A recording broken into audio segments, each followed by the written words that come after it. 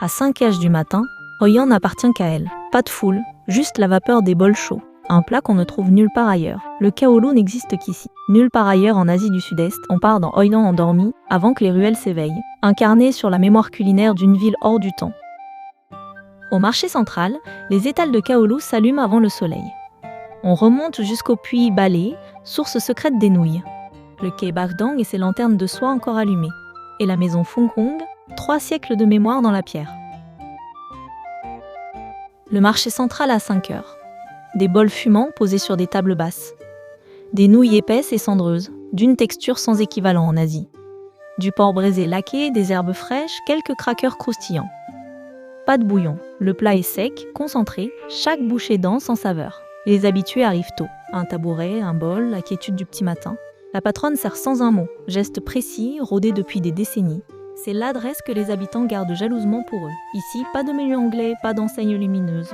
Juste un bol posé devant soi et la ville qui s'éveille.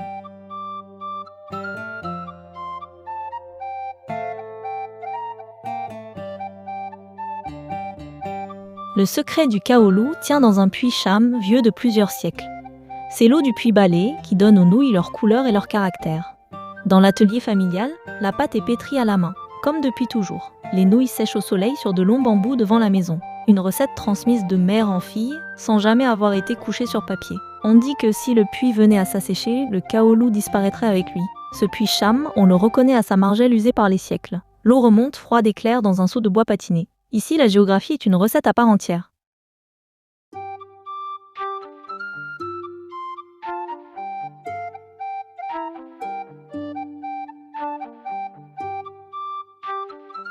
À l'aube, le quai Bagdang brûle encore de ses lanternes de soie.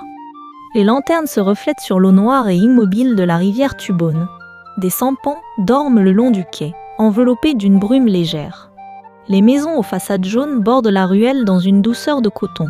Au détour d'une ruelle, une vieille femme balaie son seuil, sans lever les yeux.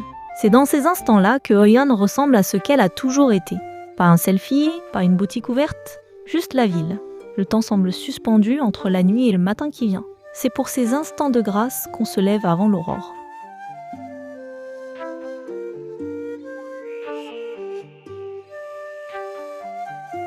Trois siècles, 3 cultures. Une seule maison, debout au cœur de tout. Les balcons japonais surplombent des colonnes chinoises sur un sol vietnamien. La lumière filtre à travers les lattes de bois et zèbre le plancher de doré. Au rez-de-chaussée, on sert un café à l'œuf dans de petits bols de céramique. La mousse d'œuf battue repose sur un fond de robusta amer. Doux, puissant, inattendu. On s'attarde là, dans la pénombre dorée, pendant que la ville s'anime tout doucement dehors. Cette demeure a traversé colonisation et guerre sans jamais céder. Ses propriétaires en sont à la 8e génération. Une maison qui raconte Oyan mieux que n'importe quel musée.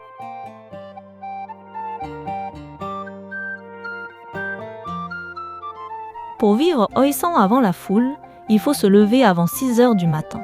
L'étal du marché central ferme souvent avant 7h. Arrivé tôt, tous ces spots se relient à pied en moins d'1 heure dans la vieille ville. Comptez environ 50 € d'once pour un bol de kaolo, moins de 2 €. La vieille ville se parcourt sans plan, ruelle après ruelle. Laissez le téléphone en poche 5 minutes, juste regarder. Pour prolonger l'atmosphère, quelques adresses discrètes dans la vieille ville. The Annam Heritage, des chambres patinées, à 2 pas du quai Bagdang. Le matin, le calme des ruelles descend jusqu'au lit.